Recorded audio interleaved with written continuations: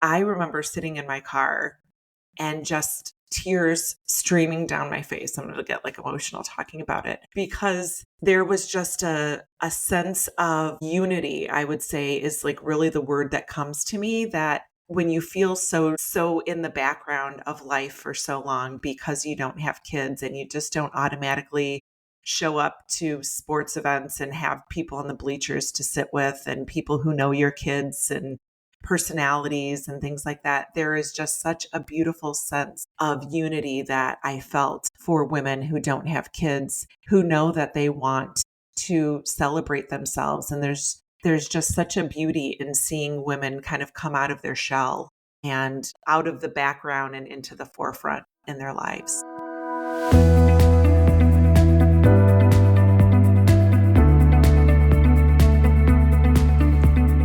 Welcome to The Full Stop, a podcast for the childless not by choice, their cheerleaders and allies.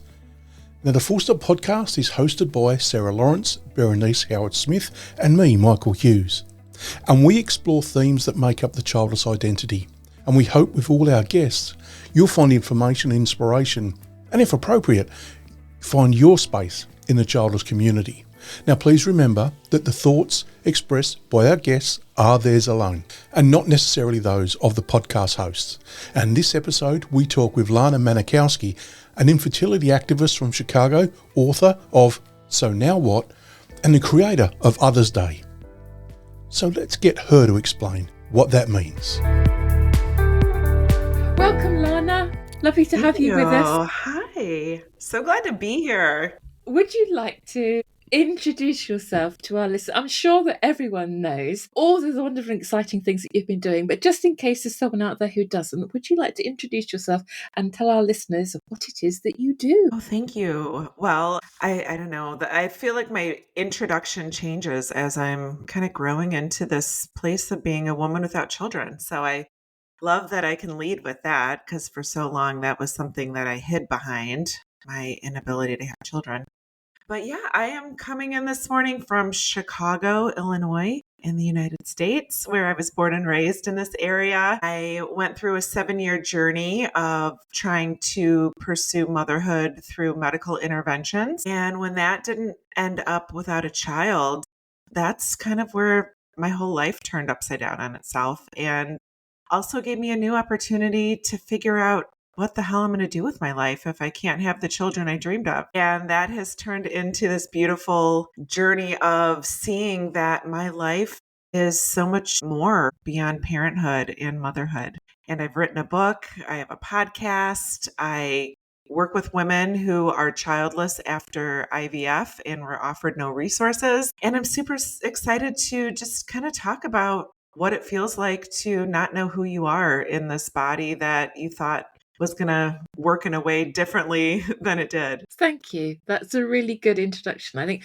that's really interesting, isn't it, as well, like how our introductions can change depending on who we're with, who we're hanging out with, who asks us, and how we're feeling as well. Yeah. That's, a curious thing, isn't it? Yeah, I always sort of slightly dread being asked because it's sometimes quite hard to know kind of where we're landing. But yeah, it being a safe space. And welcome, because you're also a podcaster, so you know what this is like as well with the whole podcasting thing. Yeah.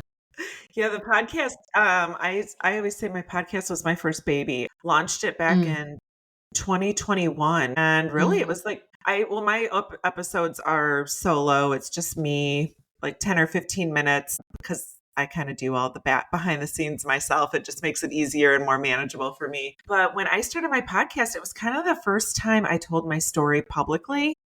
And I remember my mother listening to it and saying, gosh, I didn't realize all that you went through.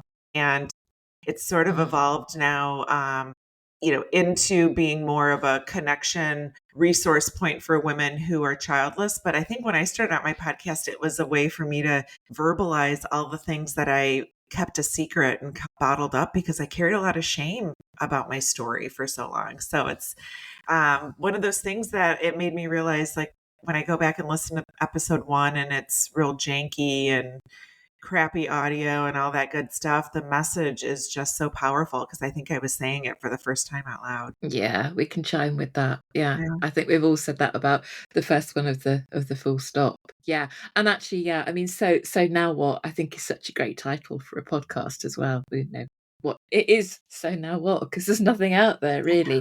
And your book, I think, has added to the kind of all that richness that we have now. There's so much more than there was. I think when we first started doing the full stop, there was very little out there. And it's nice to know that we're not the only podcast doing what Mhm. we're doing, and that other people are talking about that and using podcast tech to bring that message around as well. I think that's really important. Yeah, it's very, I think one of the things I've learned also too, people go different places to get their information, get their Mm, messaging. And sometimes I know, at least when I think about the podcasts I've listened to and, the ones that I visit regularly, you kind of form this friendship in your brain with the people on it and the hosts and the messages. And mm, podcasting, I feel like, is such a new dimension for some people, but it's also a way to create this bridge and almost hearing someone's voice, kind of feeling a little bit more deeply connected to people in yeah, that way. So I love that podcasts exist. yeah, me too. Obviously, that would be Yeah. quite Yeah. helpful that they Obviously. do. Yeah. Yeah. We're slightly biased. So, the topic that we were talking about today is othering, which has come up before from we've covered it at Storyhouse, which just a quick shout to Storyhouse because it's about, I think by the time we release this, it's going to be like, get your ticket right now, or it probably is on. So it might be a bit late. But Storyhouse Live is in Chester in the UK and it happens every year.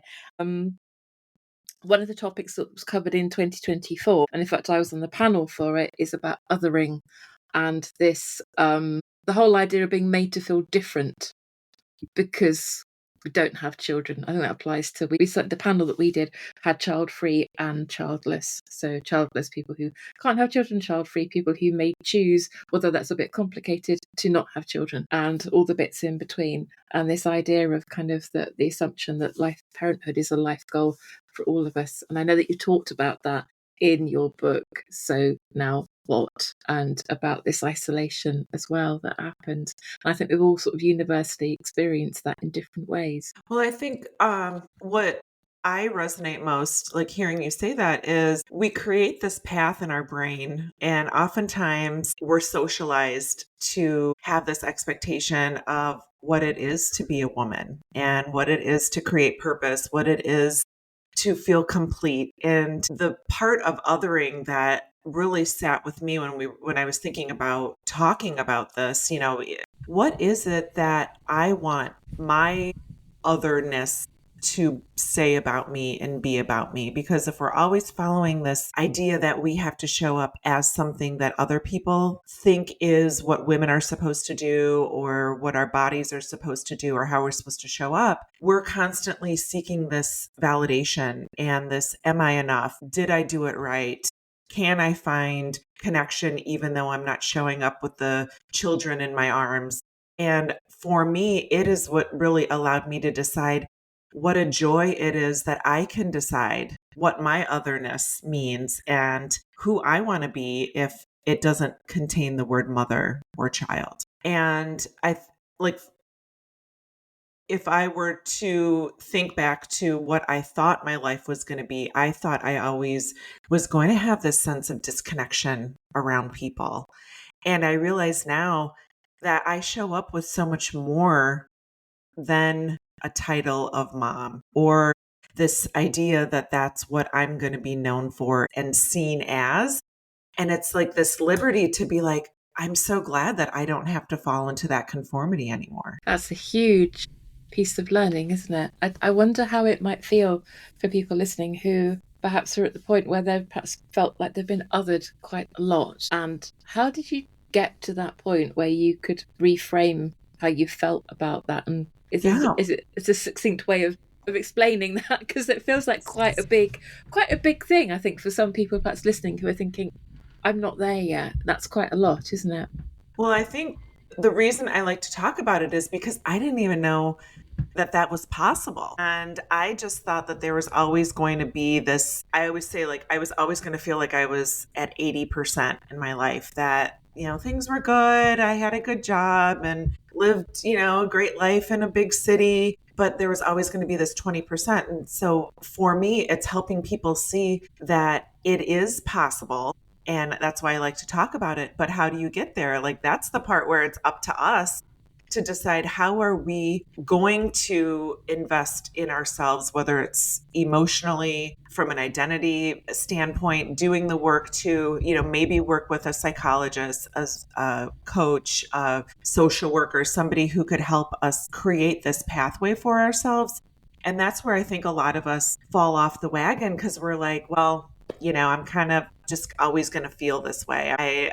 Is it really worth the investment in me? Am I going to really ever get there? So we sort of doubt ourselves before we even invest in ourselves to say, you know what, like 80%, like I want more than that from my life. I didn't show up here to be, I always say like B minus. That was kind of like our grading system here in the States at 80%. So it's really deciding like, who do you want to surround yourself with? Do you need to say, hey, these people that are questioning me, did I do enough? Did I try enough? Am I really okay with dying old alone in a nursing home? Like maybe those aren't the people that I want to surround myself with. And even if it's 2 or 3 people that I am going to keep in my nucleus of energy, how do I just say, okay, like I'm going to say no to these invitations. I'm not going to hang out with my friends with kids for a while and immerse myself into finding childless groups because there are so many out there. Or like me, create one. I started a meetup group here in the States back in 2022 in Chicago. There's now over 700 women in it that don't have kids, both by choice and not by choice. But I had to create that for myself. Like that's the part of the investment that I think people don't say like, oh, maybe I can create it if it doesn't exist. And maybe I can find the people that I yearn to connect with if someone doesn't already have something established. And then really saying like, how do I, when I'm around these people, what about this energy? Like, what about me? What are the things I'm talking about that I want to talk more about? And then from there, you start to find like, what are the things that are really interesting about me? What are the things I like to do? Where are the activities that I want to learn more about doing and be part of? And then you kind of create this whole new vision for yourself of like, where am I my happiest? What am I doing? What am I saying? What am I talking about? What am I wanting to learn more about for myself and be a leader? And, just all these things that I found only came to me if I went out and sought it for myself. And I think that's really what I encourage people to do is like, go out there, do resources. I mean, I thought about getting on an airplane and flying out to Storyhouse one year. And I thought, yeah, that's an expensive trip. And, is that the extreme? Maybe. But if there is something out there that you're like, I want to be part of this, is it worth the investment of saying, you know what, I'm going to see what happens if I go out and find my people? Yeah, it is one of the things I want to bring up is that it is a tough thing to do. We've had some feedback on our social media where someone was talking about how their husband is a teacher, but she is repeatedly and continually told that she can't have any opinions about any issues about American schools, as an example, or youth sports, her husband is a soccer coach, or anything else related to children. What it does is, whilst you're in those groups of people, like-minded people, once you get out into the big wide world with others, you are still othered, I guess. So it's a tricky situation where you try to balance that exposure to that. Because one of the other things she talks about is that even where she lives in a neighbourhood, they're told that the amenities are for the families in the neighbourhood. So not for residents, but for families, which includes families of children. But she also feels like a family, but of course is not allowed to feel like a family. I just want to say that we recognise it's not an easy path to follow. Absolutely. And I'm so glad you brought that because, sometimes I forget of, how fortunate I am to have a supportive partner who really has encouraged me to do this work. And I imagine it's got to be so isolating to not have an opportunity for growth that close to you, that if your neighborhood already makes you feel like an outsider. And for a person like that, I would want them to really acknowledge to themselves when you hear the word family, like what does that mean to you? How is your family a family. And I think, it goes back to that. You have to have offspring. You have to have something, a family cannot be just you.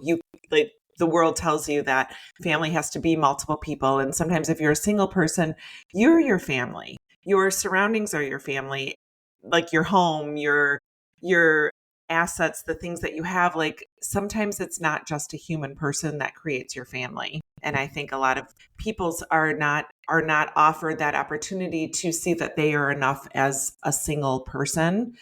And even me as a childless woman being offered the opportunity to tell myself, like, when people use that language towards me or say, oh, well, you just have a dog, or minimize the things that I see as valuable of me and in my life, what is this constant message that I want to tell myself? And I have a post-it right here that I'm looking at that's always next to me, and it says, I am enough. I am enough. I am enough. I am enough. Even if people tell me that I didn't try enough, I didn't do enough, I shouldn't have stopped fertility treatments when I did. So how can I go back into myself if I'm that person who's told that I don't belong because I don't have a family? How can I remind myself I am enough? I love you. I love you. I love you. That's something you see me put my hand on my chest, that I'm doing these constant reminders that even if the world doesn't see me as enough, I am enough. And just that constant conversation with myself, that is this reminder that the world doesn't see me the way that I see me, and they don't know me the way that I know me. Yeah.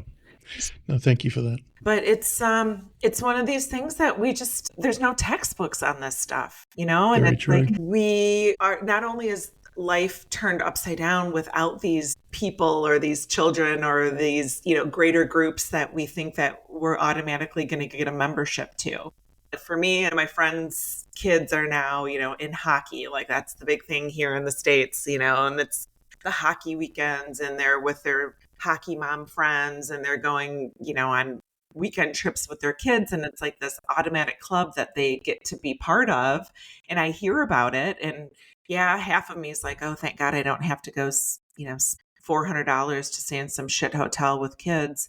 But I could also be like, you know what? That's what she gets to do. So now what am I going to do when she's out on our hockey mom weekends? What can I do to find that same type of connection for me, even if it's not with the hockey moms and the hockey kids? What can I do this weekend to feel like I'm doing something that's fun and exciting, and like my own little club that I get to be part of, even if it's just in my own surroundings, doing the things as a single, me just sitting in my office, like, what can I get into? What books can I get into? What connections can I get into with myself, instead of having to look for the hockey mom weekends and the kids stuff to feel as though I'm connected to my life and the things that I'm interested in doing. That's a really good point, actually, because that comes up, I think, a lot for people, is that thing where it's kind of, what are you doing at the weekend?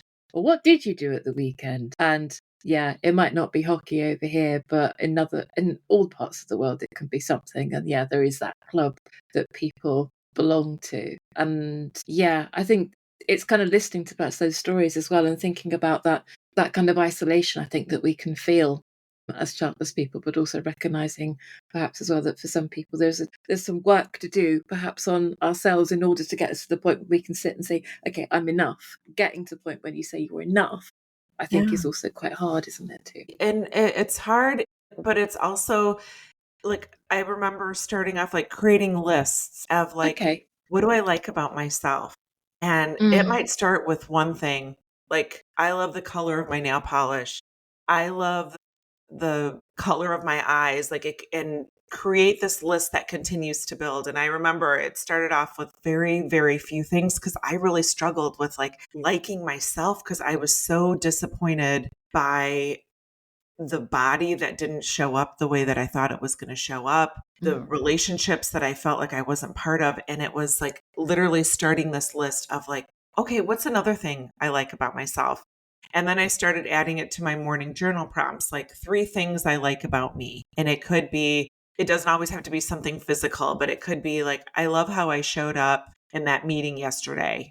I love how I thought of this new idea that people hadn't thought of before. And then from there, when one came easier, it was now, three that is just part of my daily prompts, and just finding three things that I can look at myself and say, you know what, if no one else sees this, I see it. And then it becomes easier to see things in you that you don't have to wait for Joni to say, oh my gosh, like, you're so smart, you're so this, you're so that, because you've already been thinking about that for yourself.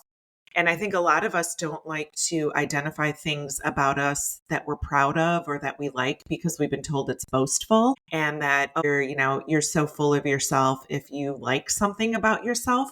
But for God's sake, if we don't like it about us, how the hell is somebody else ever going to like it about us? Or how are we going to Mm. recognize what other people like about us? So that was like the type of work that I had to be like, you know what? Like, I'm okay to write down that I like who I am, and that I can seek things in me that I like, even if nobody else notices them. Yeah, it's a good sort of thing back to that whole thing about, do we feel worthy enough? I'm kind of got that in my head at the moment.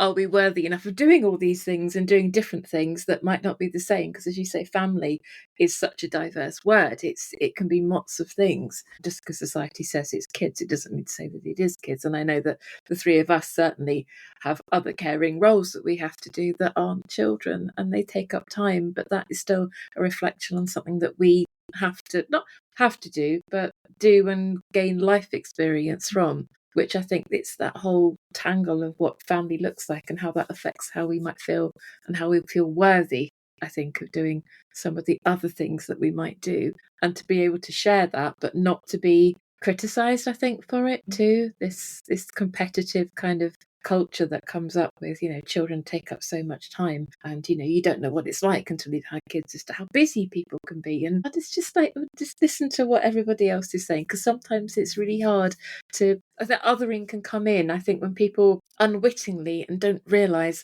that they've actually shot someone down, for want of a better phrase, because they've said, actually, I'm going to be doing something different at the weekend. I'm not Yeah. doing this, I'm doing that. Oh, well, that's not the same as, and my weekend, oh, it was so busy, it was this, it was that, and the kids and this and that. And that's othering, even if people don't realize it, and it's creating silos.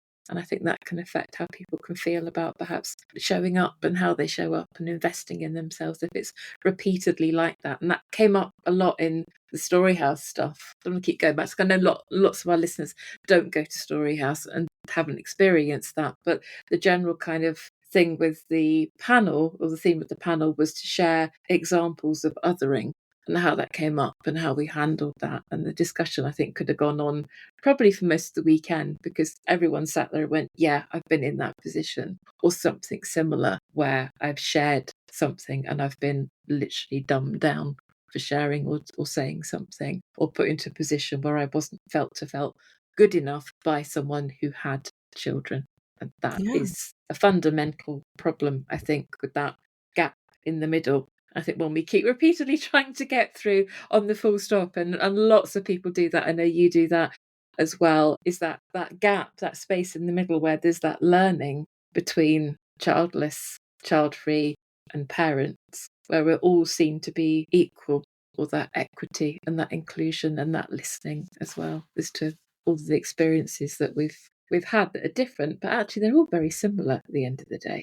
Not that different. Yeah. And that's what when you talked about the example with, talking about what happened on the weekends, there's three pillars. I have a coaching program called Thrive After Infertility, and one of the three pillars is called owning your time. And basically what I come to see, and through the clients that I work with, but in my own life, as me being my student number one, is realizing that when I talk about my time, do I feel proud of the things that I say I do, and the things that bring me joy, and the things that I have come to bring part of, my weekends and my after hours from work, and the things that I do, because you don't have those milestones of parenthood that are automatically filled in your life, where I thought, okay, well, by the time my kid's 5, I'm going to be sending it off to school. And then there's a new milestone of this and a new milestone of that. And there was like this sense of time that just felt like there was no start and stop to time, because I didn't have children saying, okay, we need to take summer vacation now because the kids are off school. And it just felt like I was overwhelmed by how much time in my life I had to fill. And I would often show up at work and, have that conversation. Oh, what'd you do this weekend? And this one's talking about carting kids here and doing things here and doing all this. And like, oh, how about you, Lana? And I was like, oh, well, my husband and I went for a nice drive on Saturday and went for dinner and, whatever it was that weekend. And I remember leaving those conversations and feeling like, gosh, people must think that I do nothing to impact this world because of the things that I'm doing on this weekend, or the way that I'm talking about things with ease, or things that they're like, oh, you're so lucky that you get to do this. And it was I didn't feel lucky. I didn't feel like it was a joy to be able to go on an afternoon drive without having planned it, 3 weeks in advance or something like that. And so I think it's one of the hardest things that I hate to use the word forced to do, because none of us have to necessarily do this work, but it's one of those things. If you want to start to feel proud about what you're doing, when you think about telling someone I went on this afternoon drive, are you going into that thinking that that's less important than dropping a kid at football practice, or carting kids to church, or whatever it is that you're doing as a parent? And do I want to always see the things that I'm doing in a way that leaves parenthood up here, and I'm always thinking of the things that I'm doing down here? And I think it's reassessing, like, that's just what they do because they ended up with the kids. And if I'm always putting that as like the highlight of everyone's weekend, then of course I'm going to show up feeling like mine was never good enough, or the things that I did seem more minuscule than the parent activities that people are doing. If the topic in this episode or any of our others chimes with you, you can get in touch with us on social media. You can find us on Facebook, Instagram, LinkedIn, and Blue Sky, and we really appreciate your feedback. Childless Not By Choice listeners can carry on the conversation with us in our safe and inclusive space at the Full Stop online community. We are really proud that we are one of the very few childless spaces that welcomes men into the group. And for more details on how to join and to claim a free month's trial on us, please visit www.thefullstoppod.com. And we extend a huge thanks to the current members of our amazing online community. And it's because of them that we can keep the lights on for the podcast and look forward to giving back to the childless community as we grow. The whole point that I think when we show up thinking that the things that we are doing is never as important and as impactful as people who are carting kids around on the weekends. And if we truly are getting joy, this literally happened yesterday.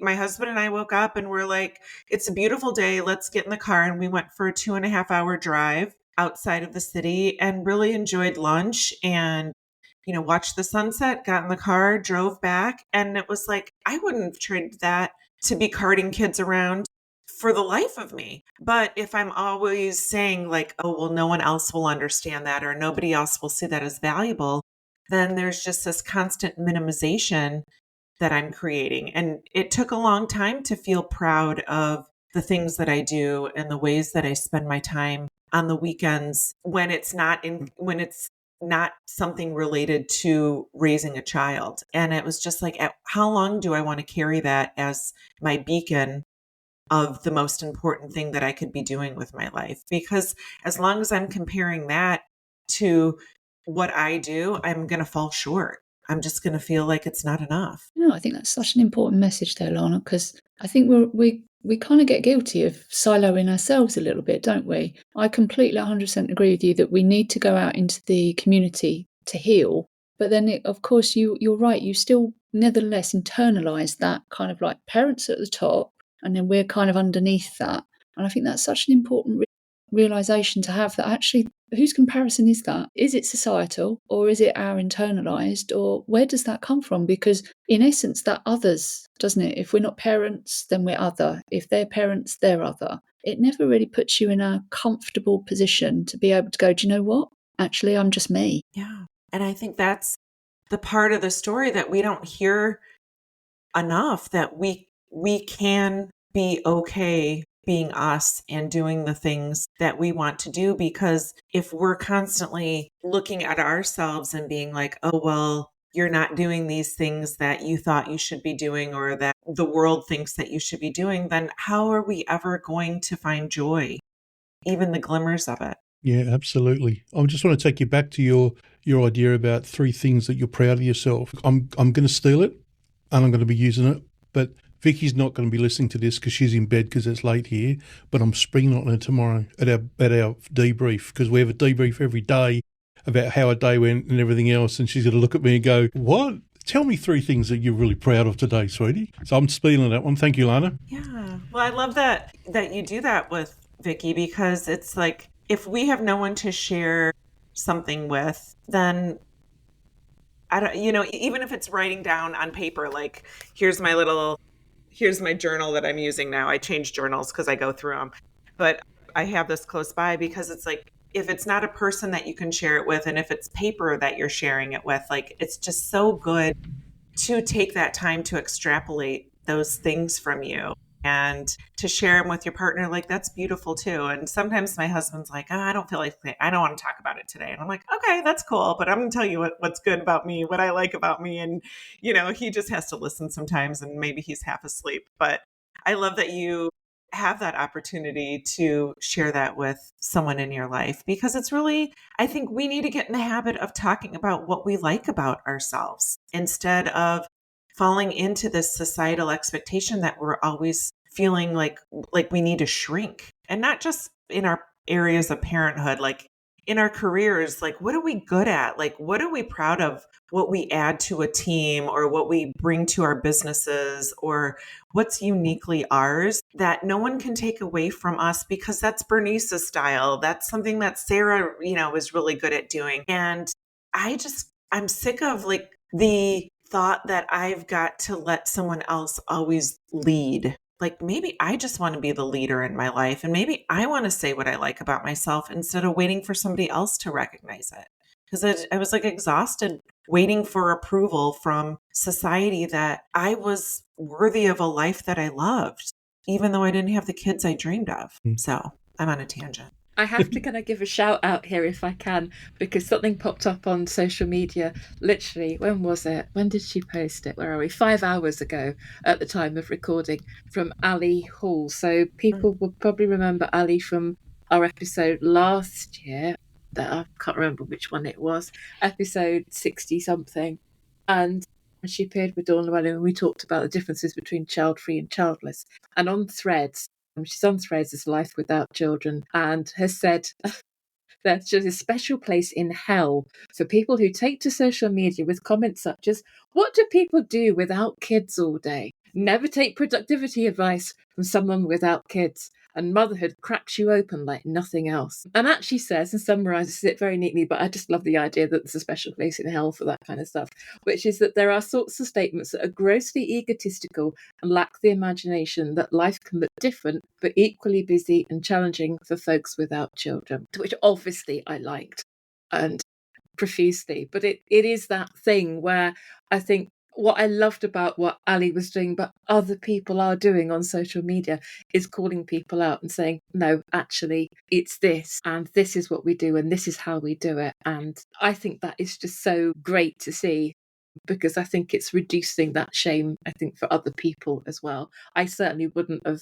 probably spoken about my story or been so open about childlessness if it wasn't for the Full Stop and for Michael and Sarah, but also people that came before us who were already out there sharing their stuff as well, and how that all feeds in. I think it's not necessarily perhaps a case of creating something big like a podcast or writing a book, but it can be something as simple as kind of just maybe reading some stuff, or just engaging with a community online, or something else, or looking up what Sarah does in her practice as a counsellor, and just creating perhaps a little bit of perhaps stable ground to go back to. I like analogies, but if you're going out there, like Michael said, and it can be hard in certain situations when you're on your own, but if you've got some solid ground to return to go, okay, there's someone out there who gets me, then I think that can really feel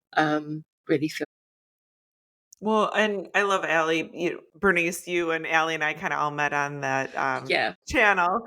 And we I've have, been yeah. following her. I love her Substack too. And, it was interesting. I've become more active on Substack, and I, shared how I chose not to adopt or use a donor egg when I got to the end of my pathway. And there was somebody 2 days ago, I think it was today's Sunday when we're recording, this was on Friday, some random male who I don't know and wasn't a subscriber of my channel said, "Well, why didn't you just adopt?" And, that's, I know. For fuck's sake. And I'm like, Oh God. and Yeah, yeah.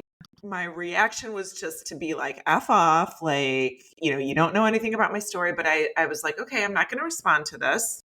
And I really want, and the fact that it still irks me since 2018 when I found out that my journey to biological motherhood was ending, the like I want people to hear, like, it is okay to still be irked by these comments. It is natural. You're not behind the eight ball if you still feel like there is something wrong with you, that, people get under your skin. But I said, okay, how do I really want to answer this question? And, it's not like it's the first time it's ever been asked of me.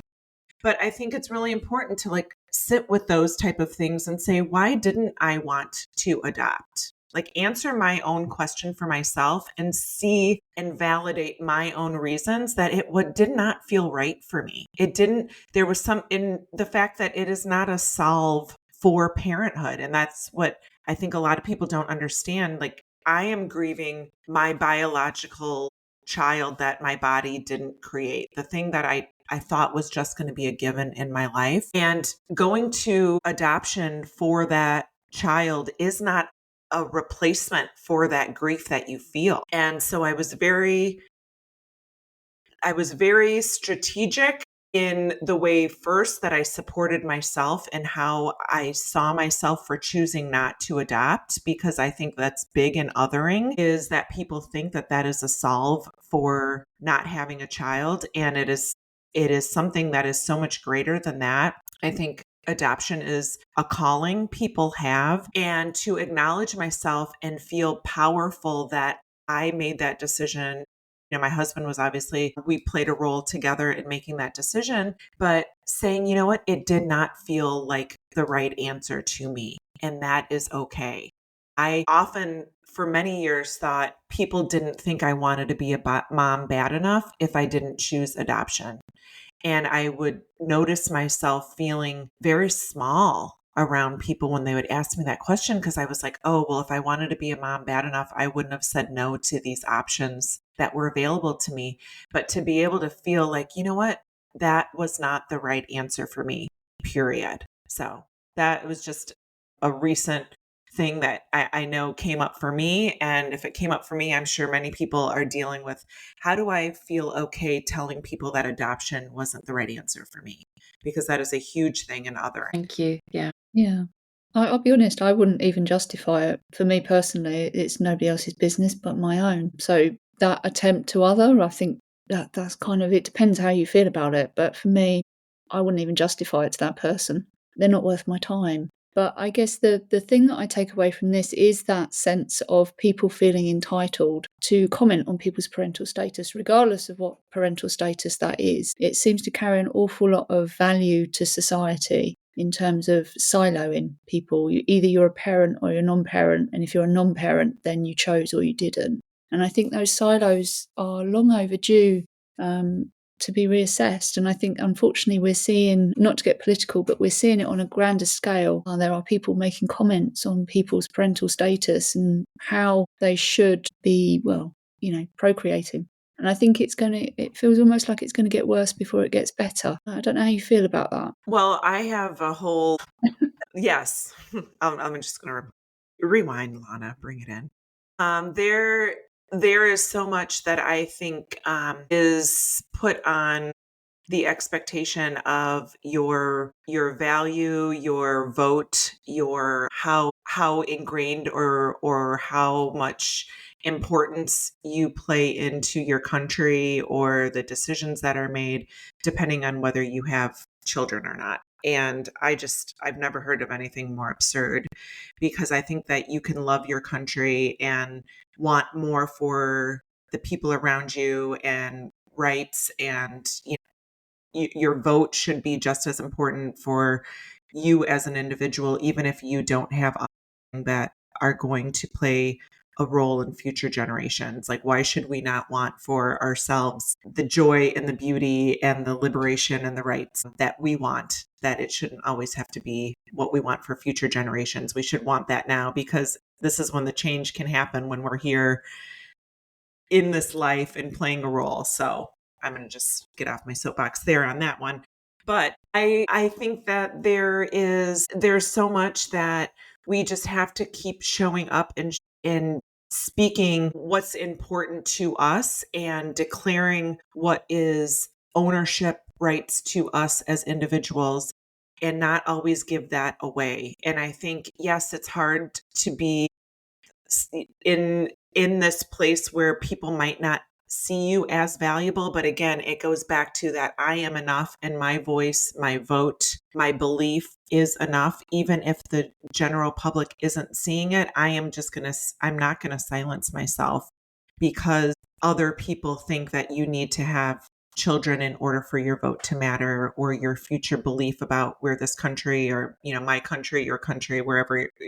We've got a global audience here right now on the screen, so individually, like, how are we going to continue to show up and not be silenced by this backwards thinking? Because there are more of us, but sometimes we have to be the leader in the voice, and it's scary, and it puts you in this place where people can criticize you or potentially minimize you, but you just have to say, like, I am not going to back down on this opinion, or how I see myself and how I see my worth and the impact that I can have while I'm a living, breathing human in this climate that we're in right now.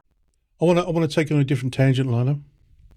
I want to know about Others Day Brunch 2025, but what I'm particularly interested in, because I've seen the photograph, what was it like when you walked away from that event? What did it make you feel like? What was it like to be you at the end of that day? Thank you for bringing that up. Is the Others Day Brunch is an opportunity to be able to bring people together who walked into a room thinking that they were the only one feeling disconnected around Mother's Day, and leave hugging people goodbye, exchanging Instagram handles, emails, phone numbers. I mean, there is just such a beauty in the ability to lead with a vision of seeing people feeling connected who for so long felt isolated and like they were the only ones. So leaving Others Day 2025, it was my fourth annual Others Day Brunch, which Others Day, as a side note, is something that I created. It happens the day before Mother's Day here in the US. It's an in-person event where women who, for whatever reason, they don't have to say why they're coming. We don't talk about, unless you want to, what called you to come to the Others Day Brunch. But it's an opportunity, if you feel disconnected around Mother's Day, to come to a brunch, meet other women. Right now, it's just for women that want to just feel connected. And to be able to create that connection there's just such joy in my heart. And to hear that people have now formed friendships, like someone came with someone that they met the year before, and they came as two friends coming to the brunch together this year. And to be able to have women who want to continue to show up knowing that they're not the only childless people out there is just such joy for me to be able to create that space. So what was it like? I assume you might have driven there. What was it like when you sat in the car and just reflected on that day? I just felt so proud, I would say, not just of me for having the courage to say I needed this. This was something that, Others Day started because I was walking the aisles of Target, which is like our local superstore, back in 2022. And I saw all the banners for the Mother's Day, like by the Hallmark card aisle. And I remember coming home, it was in August. Our Mother's Day is the second Sunday in May in the United States. And I remember coming home and being like, oh my gosh, like I'm lucky I've got my mom to celebrate, but I'll never have a Mother's Day. And there was just this like loneliness in me. And I was like, that's how my meetup group started, to be quite honest. I was like, I don't know where the women are, but I'm going to see if there's any other women who want to get together the day before Mother's Day. And I'm going to host a brunch. And there was 18 people that showed up for that first brunch. And to say like, I showed up creating something that I wanted, but that there's other women to take such courage to walk into a room not knowing what to expect. And I felt so proud, really, to be childless, which was something that wasn't something I'd always identify as being proud of, to be able to say, like, we don't have kids, but we are worthy of celebrating each other. And we are worthy of meeting other people and finding connections and finding common bonds. So I remember sitting in my car and just tears streaming down my face. I'm going to get like emotional talking about it because there was just a sense of unity, I would say, is like really the word that comes to me, that when you feel so in the background of life for so long because you don't have kids and you just don't automatically show up to sports events and have people in the bleachers to sit with and people who know your kids and personalities and things like that, there is just such a beautiful sense of unity that I felt for women who don't have kids, who know that they want to celebrate themselves. And there's just such a beauty in seeing women kind of come out of their shell and out of the background and into the forefront in their lives. Yeah. So are you doing it for 2026 and if you, I know you are, but, and how do people find out about it? Yeah. So on my website, Lana Manikowski.com/Others Day is 2026. It's on May 9th, 2026. And it's easy to fly into Chicago. I have people that have come from all over the United States for it. It's not just for people in Chicago. I would love to have it be international. I did have someone come from Puerto Rico 1 year, so that was awesome. But if anyone wants to come from across the pond, I would love that. Like my dream, this is like, I have this vision and, I don't know that I've ever shared this publicly on a podcast, but I would love for it to turn into like a weekend of sound baths, of speakers, of people coming in and talking and having these opportunities for healing and connection and just, something beyond a brunch. So that's kind of my vision of it growing into more than just a couple hours together. And who knows, now that I'm talking about it, I'm very much like, you got to talk about it in order for it to happen. So I'd love for it to turn into a weekend retreat type of vibe where people can get more than just a brunch and leave with more tools in their tool belt of how to move forward in a life where they feel proud of who they are without children. Well, I'm looking forward to We're seeing here that. for It's going to be that. our fifth Yeah. annual. It's amazing. Amazing. It's fantastic. Yeah. Like, it's so important, isn't it? There's so much of what you said there. I know it chimes with us and we've done things as well. Yeah. Sitting there and feeling all those emotions. Yeah. It's a powerful thing to hang out with people that actually get it. And it's something that resonates with us when we've been in spaces and we've done things in person or been together, and that safety as well. And it just is a nice way, isn't it, to build up some confidence, I think, as well. I don't want to say social confidence. It's only the phrase I can think of at the moment, that when you sort of put into situations where sometimes it doesn't always feel safe, to actually just hang out with people and just really be yourself, I think it's an amazing thing without having to worry about those really awful and difficult questions that we may not want to answer. One of the things that I do when people come in, I created this questionnaire form because sometimes it's hard to find those icebreaker questions. And so it was like Netflix or cinema. Like, are you a massage or manicure? Work from home, work out of the house. Just questions that allowed people to say, learn more about people and maybe be a bridging off conversation. Is it like road trips or airplane trips? Things that would allow you to then just really dive deeper into conversation and not have, the idle chit chat about like, oh, what do you do for work? Because I think sometimes when you don't have kids to talk about, even for us, sometimes it's hard to get into deeper conversations with other childless people. So I really wanted to be able to offer people conversation points and conversation starters so that they could leave there knowing more about that person beyond just what they do for their occupation and get into deeper conversation, because I recognize that as something that's hard to do, even when we don't have kids. And, I created something called the top 27 things people say when you're childless. And, oftentimes it's, questions and comments and suggestions. So how do we leave that at the door? And as childless women, really get to know each other beyond our parental status. That's a good point, actually, isn't it? It is hard to make conversation sometimes. Yeah, we all forget because we just hear it by osmosis. It's just there, isn't it?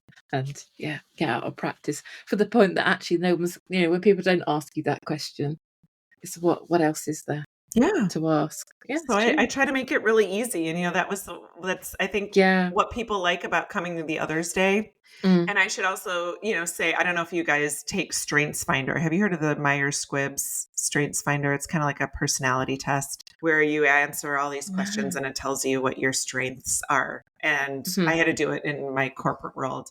And I remember my top 2 were collaborator and connector. And it clearly is, something that I like to lean into. So when I have the Others Day, I love to bring people together and collaborate with them, but really create those connections. And I think that having people come in knowing that they're going to be greeted by a warm, friendly face, that, I really I stand at the door and I want everyone who walks in the door to get a hello. And then my niece, she helps me. She's, she has no choice. She's about to go away to university next year. And I said, are you going to come back for Others Day? Because she's part of it too. She knows how to take the person from the door and then take them to a group so that someone doesn't have to fumble by themselves. Because not everyone's okay or an extrovert like I am. And so really trying to create and cultivate that environment where even though you're walking into a room of people without kids and you don't have to worry about those 27 things that they might say or ask you or tell you should be doing to have kids, you can still feel like there's a warm, inviting environment if you're not comfortable going out on your own and into a group of people and just saying hi. It sounds amazing. Makes us think about doing other things as well. But we often, we've got thoughts and ideas as well. I know, you got to reel them in. I'm always like, well, this would be great. And I'm like, okay, reel it in, Lana. Yeah, the 3 of us to reel in, it's quite hard sometimes. Yeah. There's always a slight kind of bias towards, let's go out there with some ideas. Yeah. Michael in airport lounges is dangerous because he comes up with all sorts of ideas. Oh, is that your... I spent a lot of time alone travelling, so I got lots of time to think, and I know it scares these 2. Yeah. I get some kind of message too. I've thought about this. You're not quite so bad as you used to be, but I have to say in the first few years, oh my God, Michael's had an idea. Okay, let's put that one down somewhere. Yeah. And they're always good ones. They're always very good ideas, actually, I have to say, because I think it probably was Michael that probably thought podcast, I think. And here I'm pretty certain that you had the first sort of inkling of a podcast and then it became what it is. Yeah, probably. I don't know. It's a long time ago. Very long time ago. Well, look, Lana, thank you so much for being with us today, and it's been a joy listening to your take on life. Thank you. Yes. I appreciate the opportunity, really, that you all have created. I said that at the onset from this podcast, because I think you really cover a variety of topics that people are thinking about and experiencing, but maybe just aren't able to put into words sometimes. And, it takes a village. And a childless village is a powerful village, I've seen. So I'm excited about that. The opportunity to continue seeing what other people get inspired by through what all you do and I do and the other ones out there doing things. Because I really think we grow when we have examples of seeing things. So let's continue to offer people example. Absolutely. Thank you. Brilliant. Thank you so much. Thanks for listening. And we hope you enjoyed catching up with Lana as much as we did. And we'll leave all her details in the show notes. And if you want to support what we do, jump over to thefullstoppod.com where you can donate via our Ko-fi link. But the best way would be to join our online community where you can both support our work but also become part of what others are calling one of the best online spaces for support and community. Whilst there, you can sign up to our newsletter and check out the show notes and resources. And as always, it's important for us to let you know you are not alone.